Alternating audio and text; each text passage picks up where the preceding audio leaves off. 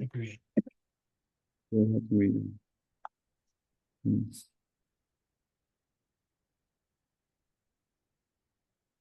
Namo, fundamental teacher, Shakyamuni Buddha.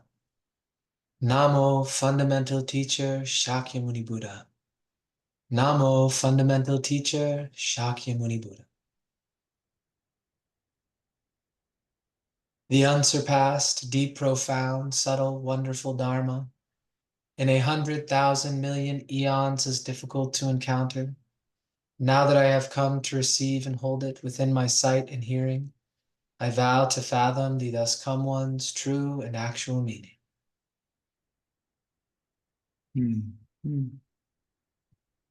Okay, that's good.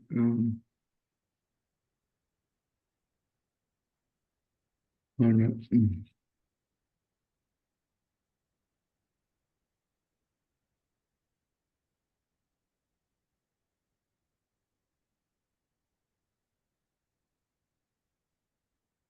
Okay.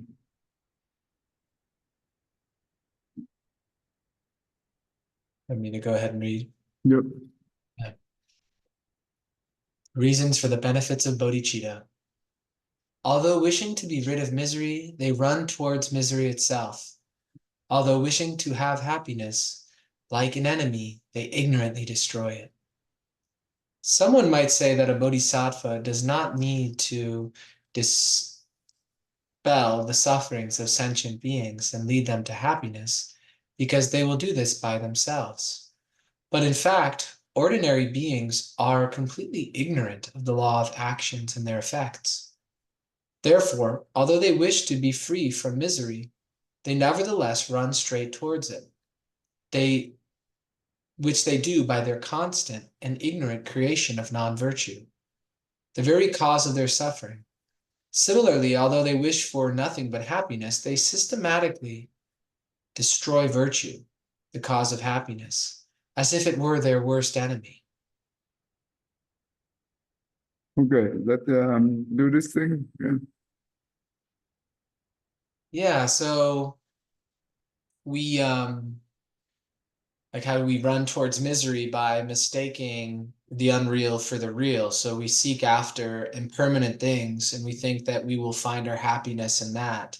And by doing that, we ensure that we'll be, fluctuating between a sort of temporary happiness if we can achieve it, and then sadness, either, once we've gotten tired of it or if we don't achieve it.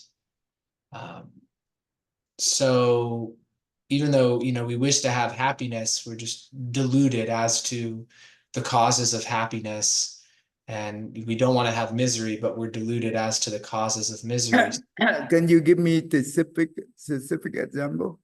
Yeah, so let's say somebody thinks that they're only going to be happy if they have, a certain job. So they go through all of this, stress and strain and difficulty to get to the position where they can have the job.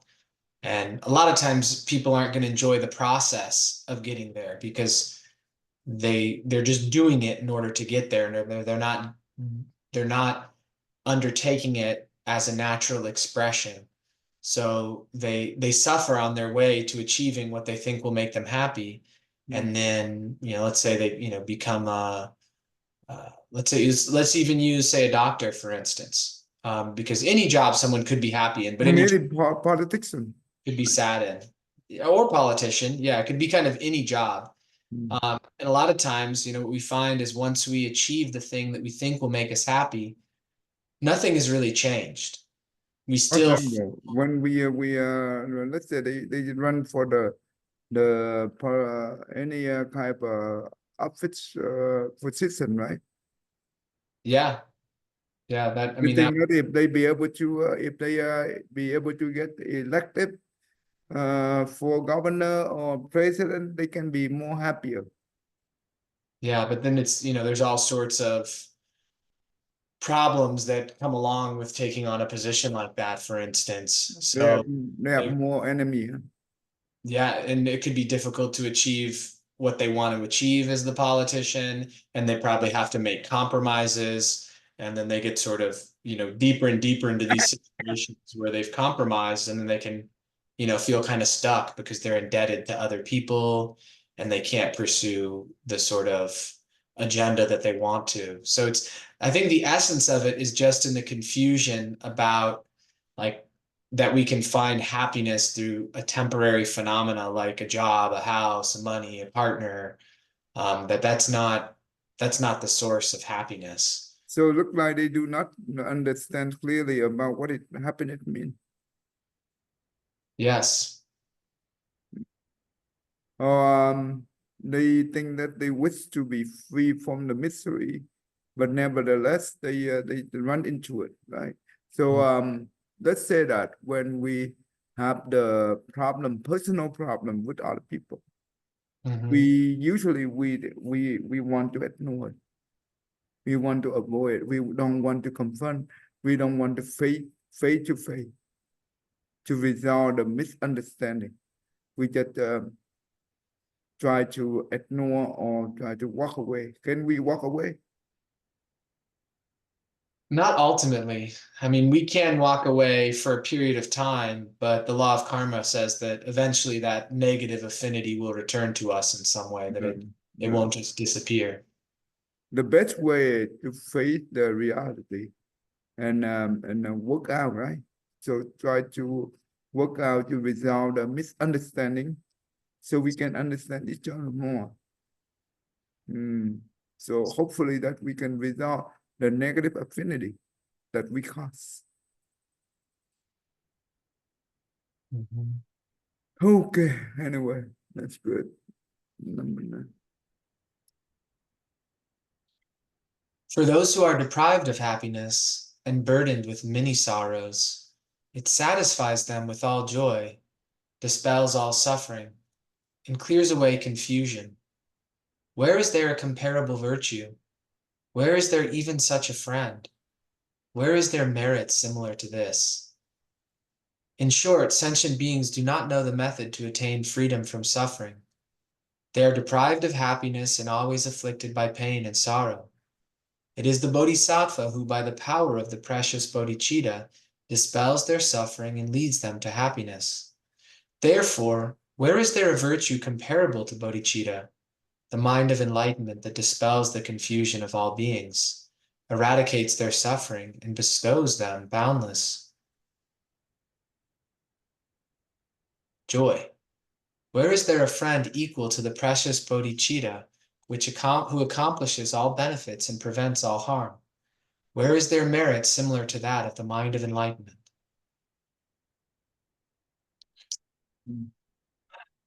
So this is highlighting the effect of bodhicitta to like free beings from suffering. So I think we could read this passage in two different ways. One, like if one gives rise to bodhicitta personally, that will free them from their suffering, or if they are the object of a bodhisattva's compassion driven by bodhicitta, that will free them from suffering and give them great happiness, and that there's nothing comparable to it. I think anyone who experiences this firsthand, who maybe has some sort of terrible suffering, and none of the normal people in their life, their family, their children or friends, actually like go out of their way to make a significant difference, because everyone is pretty invested in their own thing. But someone driven by bodhicitta would take the opportunity to help this person for the sake of helping them, not needing any additional motivation. And that sort of gift that comes like unexpected and without promise of any reward to the giver, it's just so surprising, and I think naturally engenders in the individual great gratitude and respect for that activity, if they're paying attention, right? If they have a reasonable amount of awareness. Others may take it for granted. Hmm. But someone who's suffered and experienced people not caring, not helping, or very minimally helping, or very selfishly helping, if they experience like a true compassion, towards them, that it tends to have a big impact on them. And there's just nothing comparable to that in this life. Okay, let's watch this movie. I think you read the Earth Store Sutra. I Oh think, yes, yes. but Such a such a great sutra in that. I feel like someone could turn that into a full-on movie. yeah, we have a lot of movie like this. If for the sutra, if you search for this one right here, the name of Yeah. Bodhisattva right here, you will Yeah. see the list of movie related to the Earth Store about Bodhisattva. Nice.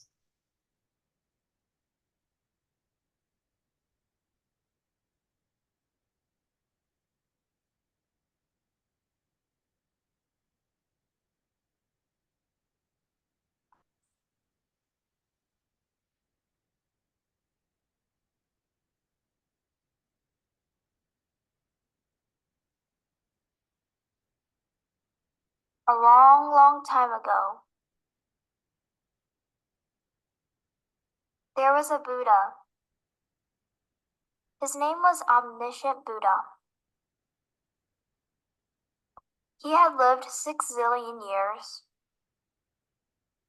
before he became a monk. He once was the king of a small kingdom, Bodhicitta Bodhisattva, the story of two kings.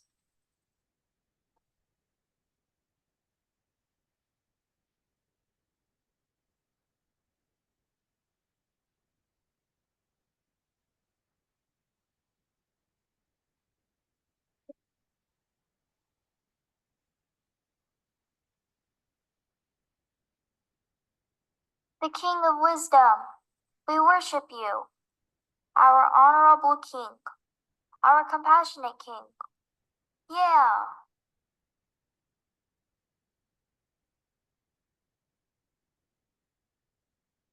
This king and another king of a neighboring country were good friends.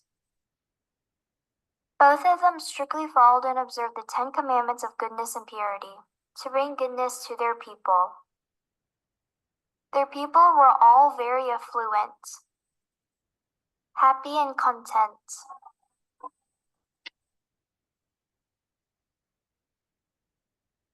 The two countries were like two brothers, and there was no conflict between them. And yet, the neighboring country in the north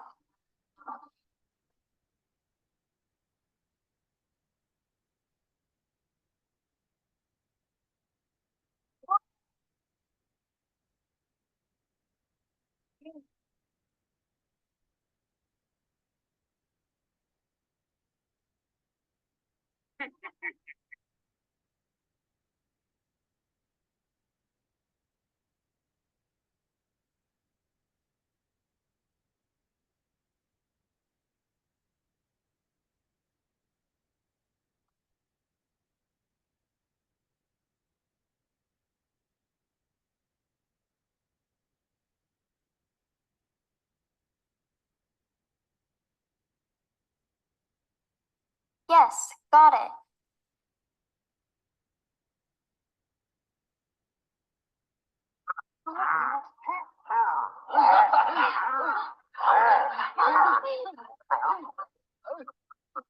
Hurry up.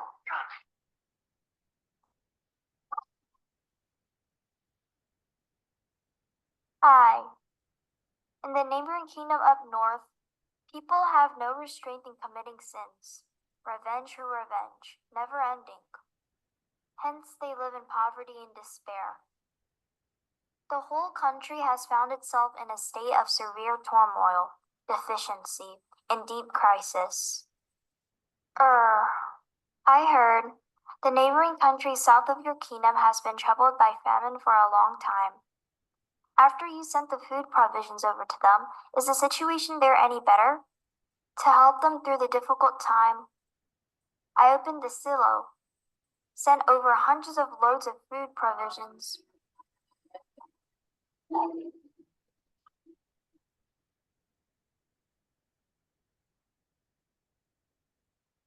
A few days ago, I wanted to see it myself how the food was distributed, so I made a trip down to the south.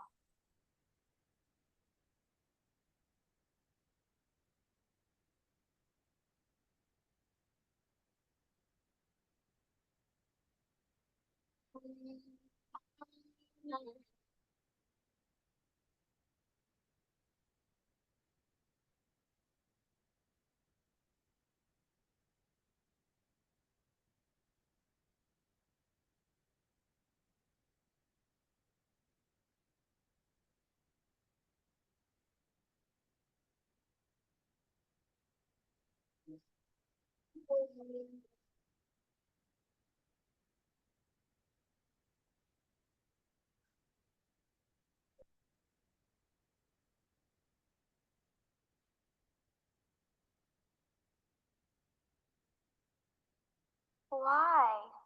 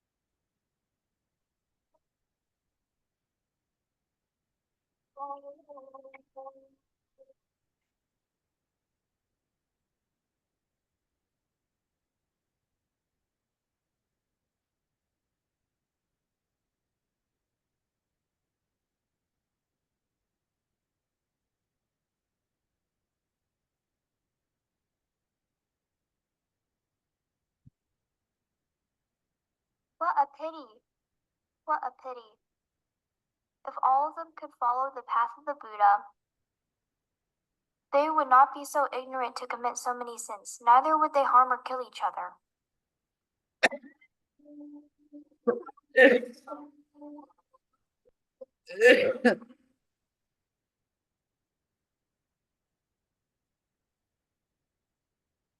I must attain enlightenment soon, so that I can seek salvation for all of them, and lead them through all the path of Buddha. Let no one left behind. If I cannot stop all sentient beings from suffering living pains or committing sins, and guide them through the path of the Buddha to achieve peace and harmony, I shall not attain nirvana myself.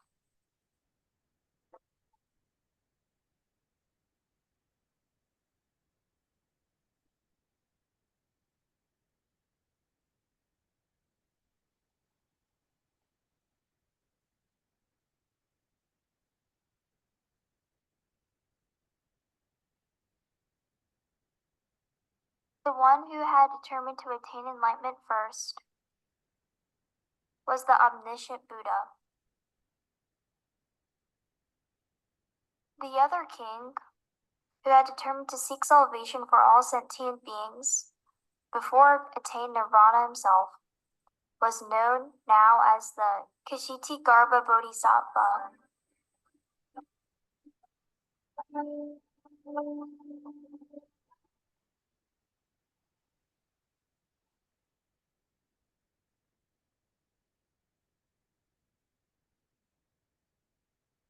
Okay. All right. So what do you think? Yeah, it highlights the power of vows, and you see some beings making vows to attain Buddhahood quickly in order to help beings with the Buddha through having the Buddha wisdom. And you also see beings vowing to not attain it until all beings are saved out of, like both are born out of compassion. And it's interesting because it seems like the Bodhisattvas are, in a sense, continuous with the Buddhas because they reach a stage of no regression where it's only a matter of time until they realize Buddhahood. And they're supported by the power of the Buddhas. It's interesting. It's almost kind of like bodhisattvas are like a function of the Buddhas or like an emanation of the Buddhas in a way. Because I think it also points out that the devotion to compassion to help living beings is right there with the intention to attain Buddhahood for the sake of living beings. That they're like the merit of those two endeavors, they seem to be pretty equal. They seem to be very similar and very related and like work together. Which one work together? Well, both vows, like to become to become a Buddha Mm. quickly, or to delay Buddhahood in order to until every other being has attained it. Because surely, for a bodhisattva to liberate living beings widely, they have to have a degree of attainment. They have to have like a wisdom that approaches, no one can understand the Buddha except another Buddha, but the bodhisattvas, I think their faith is the bridge to that, to applying the Buddha wisdom, their faith in the Buddha. And so they're able to accomplish these tasks that are not normal for like a human being, but So what is the rich? transcendent. What is the rich that connect them from the Bodhisattva path to the Buddhahood? What is the Compassion is definitely that is the Bodhicitta, right? the core. And even, yeah. And well, even to attain, one can only really attain Buddhahood if they're seeking to benefit other living beings. If they're only seeking for themselves, wouldn't they only be able to attain arhatship or Pratyeka Buddha? So in this story, where did you see the power of the Bodhicitta? Well, the king who became Ksitigarbha they were both moved by compassion, but one, I don't know, the motivation of the one who chose to realize Buddhahood was not necessarily inferior to the one who chose to delay Buddhahood to help living beings, because the one who wanted to achieve Buddhahood wanted to do that in order to help living beings from the position of a Buddha, and the other one saw that the goal of helping living beings for him was above the attainment of Buddhahood. He really had no sort of idea for himself to attain it. And so one could say that was more selfless, but Buddhahood is a selfless state as well. So wanting to attain that, to be able to help living beings, they seem like very, very comparable vows. Like it'd be hard to elevate one over the other, but because someone becomes a Buddha and they teach bodhisattvas, and then those bodhisattvas help other living beings as well. So they have that effect too. It's interesting to contemplate, and the mind state that would delay Buddhahood, because from my perspective, surely the path to attaining Buddhahood be very difficult, but like that moment of attaining it would be how difficult is it? I don't think there's anything more difficult. Okay, let me show you. Let me give you an example. So you have some kind of imagination. The Buddha give an example of Isaac Samat Kappa. That means it's huge number, right? Awesome, Kaya. Yeah. So the Buddha said that there is a big stone, right? About 16 miles square. The square, okay? And the height is also 16 mile as well. So in the 3D, right? That means the cube, right? Of 16 mile cubit instead of a square. And every day, every 100 year, we using let's say that the leaf or the sub tower, the sub tower, just just switch to the top of switch to the surface of the stone, right? Do it every 100 years until this all become this minute, that means disappear. Or this disappear. That's how long the Bodhisattva have to practice. Wow. So it's a long time. Or you can say like this: the 3,000 rate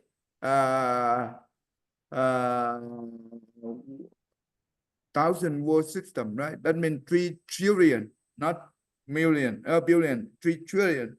All the dust fill up the 3 trillion world system in the Sahara world. And its dust particle represent for one kappa life in the human world. And that's how many kappa life they have to undergo in order to achieve the Buddhahood. That's how long is it? Very long, right? Yeah. No mathematics can be able to calculate. Even the supercomputer nowadays cannot be able to do that. Don't you think? Oh yeah, completely. Because we don't have a limit to just our universe, let alone, 3 trillion. So that's what it's how long it takes. But in this story, where do we see the Bodhicitta arrive? Right?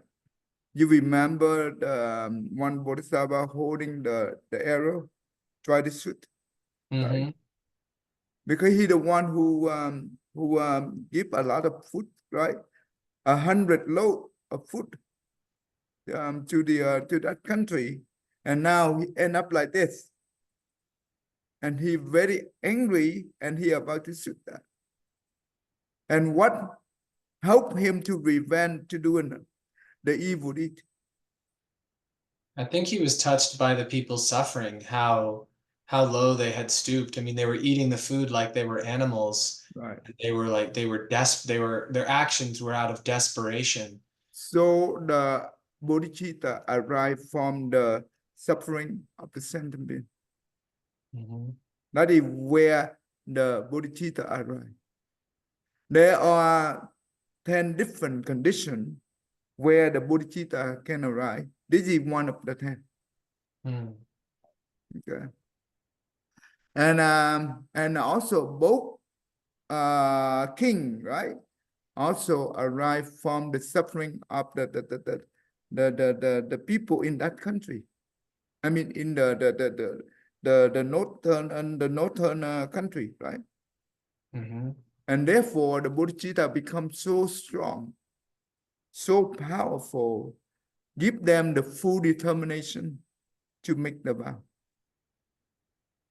This is the first by the Bodhicitta. Does it make sense? Therefore, the first king is said that I would like to quickly become Buddha.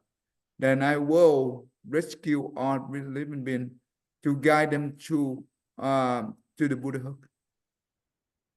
And the second king is First, I will help them to free from all the suffering, and also help them, guide them to the all the way to the Buddhahood before I attend the nirvana, direct that nirvana. Not that I'm nirvana in terms of Theravada. You understand that the difference between the Mahayana, Nirvana and the Nirvana in the Theravada way. Yes. Seems that in the Mahanirvana, the function of liberating beings is unobstructed. Like that function continues just as a natural expression. There's not a strain or an effort. But in like nirvana of the arhats, there's not a function of liberating beings. No, okay, okay, yeah, but I can give you a little bit clear on that. So nirvana in the Theravada is through the teaching of Four Noble Truths and Eightfold Path. And the reason is the Buddha, the Bodhisattva, Pasika Buddha, and Arhat all see all living being and phenomenon is delusion, right? Not real. But the different, therefore, the Theravada, when they see that, even include a living being, it's not real, and then no motivation for them to generate the bodhicitta, to rescue living being. And the only thing is they one day attend Arhat, all they want to do is quickly enter nirvana. So yes, their practice is selfless, but they still lean on the Dharma. They are not let go of the Dharma. What is the Dharma in this situation? It would be the unreality of phenomena. No, the nirvana. The state of nirvana. They still cling on that. Does that make sense? That is one way. And also the reason why the Buddha teaching the Theravada teaching at the beginning, not the Mahayana. Oh, because beings weren't able to accept the Mahayana in the beginning. They could only accept something smaller. And also at that time, actually at that time, the non-Buddhist sect, that means other religion, they consider them the term of nirvana. They also use the term nirvana. It means self, permanent self, right? And also permanent, not impermanent. Bliss, not suffering. Pure, not impure. Does it make sense? Therefore, the Buddha teaching Theravada is to reject that for notion, right? That means the nirvana in the Theravada means it's no self, impermanent, suffering, and impurity. That's how we let go easily, right? We can free from all detachment. And that's how they be able to attain the ultimate happiness, which is nirvana. Does it make sense? Right?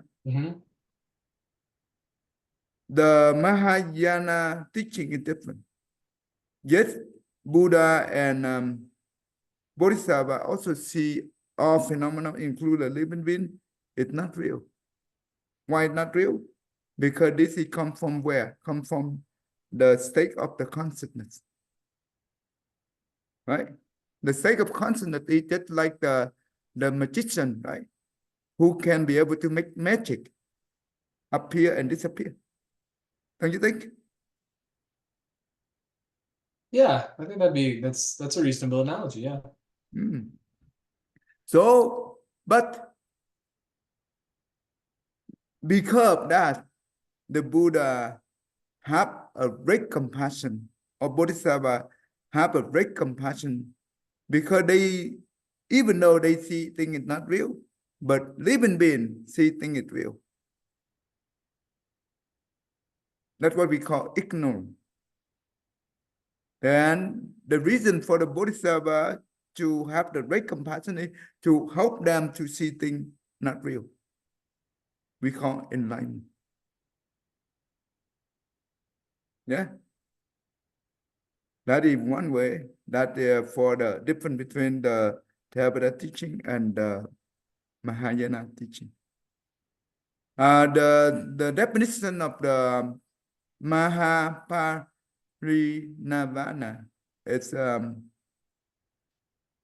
cell. It's not no cell, it's cell. It's permanent cell. Why? Because the Dhamma body is truly the cell. Why? Because the Dhamma body it's just the embody of the all the law of the universe. That's what we call the permanent self. It's not an entity. It's just all the truth of the universe. It's permanent because the Dhamma body, it never changes. That means the truth of the universe never changes. Does that make sense? Mm-hmm. Even though the truth in the earth, it's only true relatively to the earth. But when we go outside the space, outside of the earth, remember the gravity only works for the earth. But when we go out there, the gravity of the outer space, it not no longer works like the law of gravity on the earth. But it's still true relatively. Does that make sense? Mm-hmm. It's still true, right? True to the earth. Yeah, like the moon's not as big as Earth, so its gravity's lower. So it's like you could say gravity is different on the moon, but So the in principle it's the same. It's just related to the mass of the object. so the nature of phenomenon is like that. It's like the tree, right? The plant. They arise. That means the creation. That means they grow, right? And they get they grow for a long time, for some time, and they get weeder, right? And they dead. That is also the law, right? It's also the truth. So every object, everything in this world, right? They have its own nature. If we see at ease, without discrimination, without judgment, that's what the Dhamma body means. That's how we be able to get near to the Buddha nature. When we see things, we see it like that. Without judgment, without discrimination, whatever, right? That's important. And it pure. It's not impure, it's pure white. Everything is pure, right? From the eye, the one who are pure, everything they see is pure. The one who is not pure, they see everything is not pure. Mm-hmm. Everything is joyful or bliss. Joyful. Because the Dhamma body of the pure nature, that is the state of joyfulness. There is no suffering in that state. Because there is no such thing called duality. in that state. Yeah. Mhm. So this is the great nirvana it represent, and also the bodhisattva when they pretend to enter nirvana, it's just a pretend.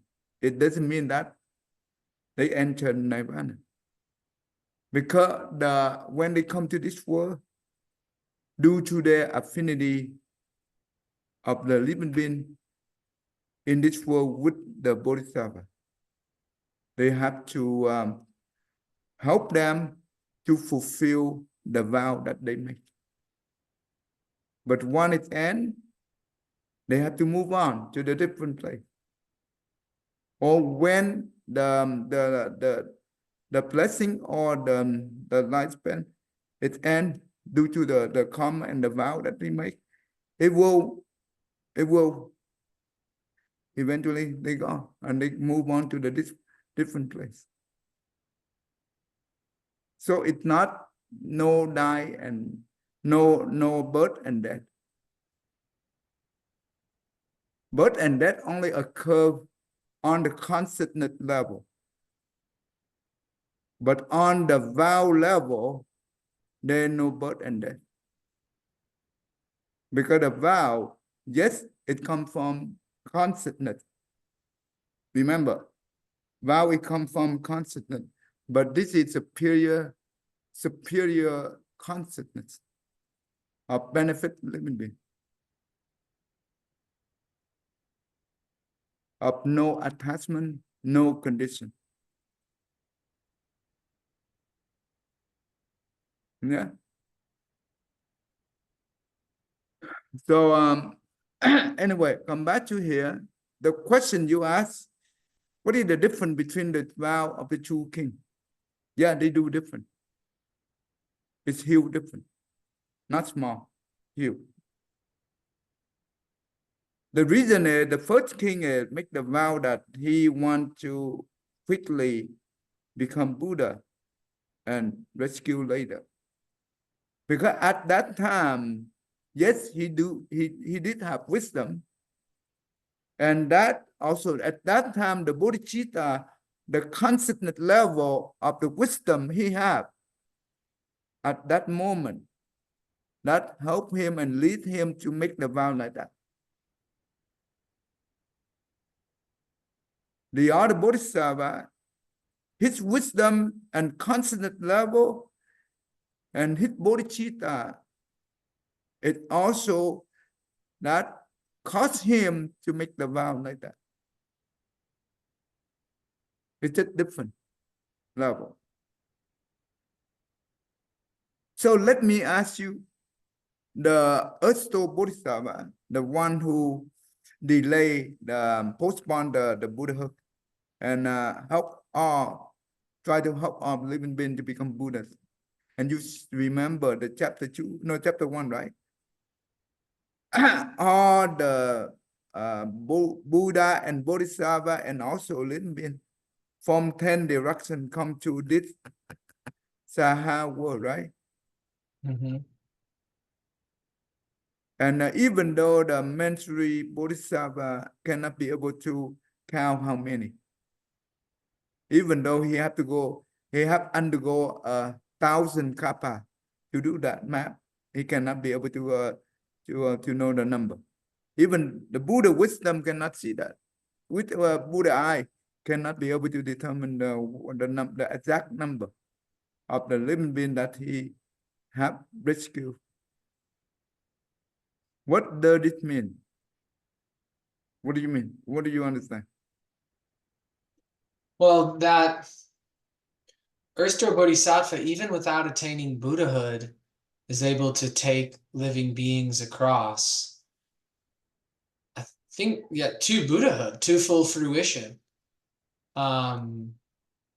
So it doesn't seem like he's limited in any way. Like it doesn't seem like he needed to attain Buddhahood in order to liberate living beings. That like true, like the nature of true wisdom merges with compassion, where the truest wisdom is to be compassionate. So the Earthstone Bodhisattva is still a Bodhisattva.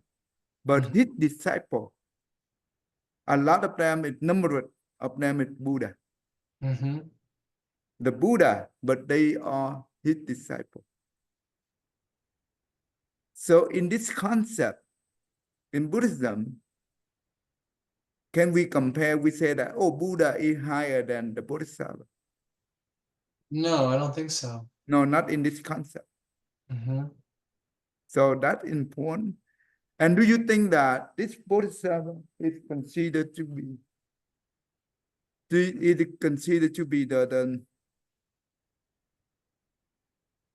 he is the Buddha as well, don't you think? Yes, and I've heard of this, that yeah, like same thing with Avalokiteshvara, that even though they're considered to be bodhisattvas, they've already attained Buddhahood as well. So it's like beyond our usual way of thinking about things. So does he need to become Buddha? It doesn't seem like it, no. There's no need for expectation like that, right? Mm-hmm. Okay, good. So basically that's important. To him, the Buddha is the title. But the more important is that his compassion and bodhicitta, that's the one that can be able to drive him all the way, right? That bring across a lot of living beings up to now. So he already Buddha, but still under the title of Bodhisattva. Nothing wrong with that, don't you think? Right. Yeah, flower called by any other name smells just as sweet. And this is considered to be the very great vow. His vow is unbelievable. It's different from all Buddha. Okay, a lot of Buddha. Okay, so it's important. So yes, they are big difference. Okay, that's good. All right, you have any question today? No. No. Okay, but that movie is good, right? Oh, I want to show you the this girl. She the one who read the subtitle. She follow me learn the Buddhism for since 2020. Oh, nice. Up to now. And when she followed me, I think it's now it's next year, no, the fall she become she go to 10 Ray. That mean right now, that means 2020 and now it's 2024. That means about 4 years. So she when she was 5th grade. Wow, nice. But it's excellent. Okay, I show you.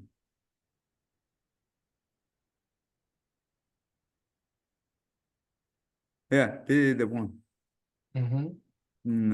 This picture maybe when she was 7th grade, I think.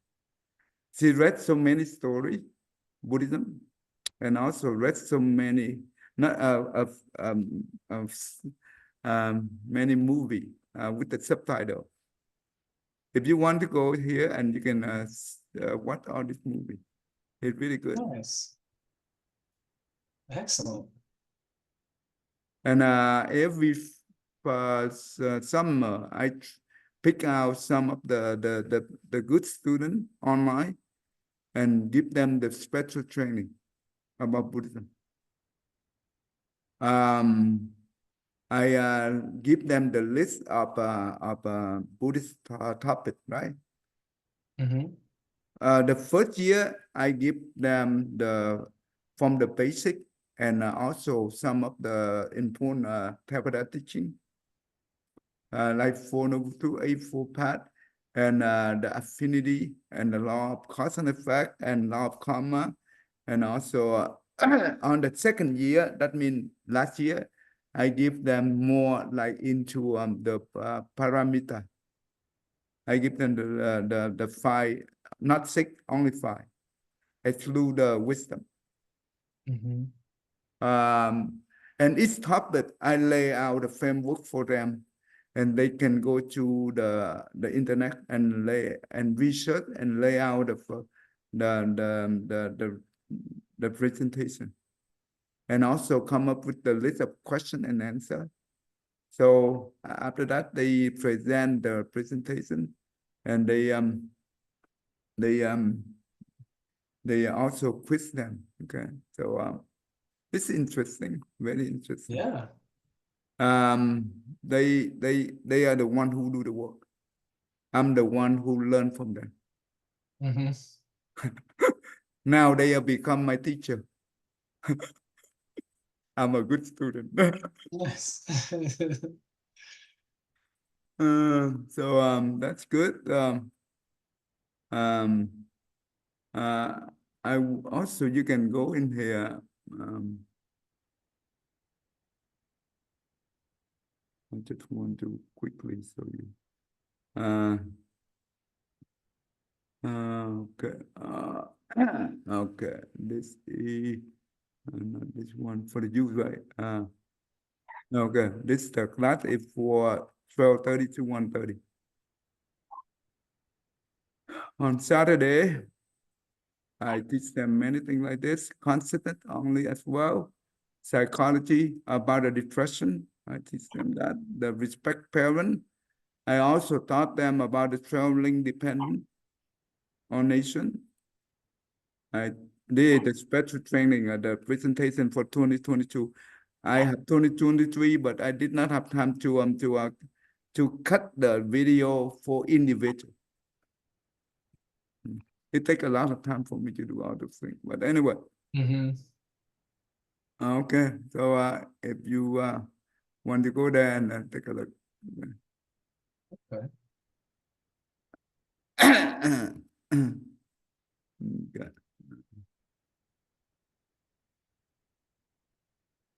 Okay. Go ahead. Mm. May every living being, our minds as one and radiant with light, share the fruits of peace with hearts of goodness, luminous and bright. If people hear and see how hands and hearts can find in giving unity, may their minds awake to great compassion, wisdom, and to joy. May kindness find reward. May all who sorrow leave their grief and pain. May this boundless light break the darkness of their endless night. Because our hearts are one, this world of pain turns into paradise. May all become compassionate and wise. May all become compassionate and wise. Okay, thank you. I will see you next week. And on the week of 17 to 22, to 23rd, and also 30. That means the week of Sunday is the 23rd of and June 30. Mm-hmm. I skip the class because that's summer camp for the kids. Okay. Yeah, and I'll be in Denver. Cool. And then I'll come to the camp in Kentucky the Oh, 29th. you will see me there. Oh cool. It's the Kentucky one. Okay, cool. Yeah. Which day? The 29th. Okay, we will see it. Okay. Yeah. I will be there on the 23rd. Perfect. Okay, bye.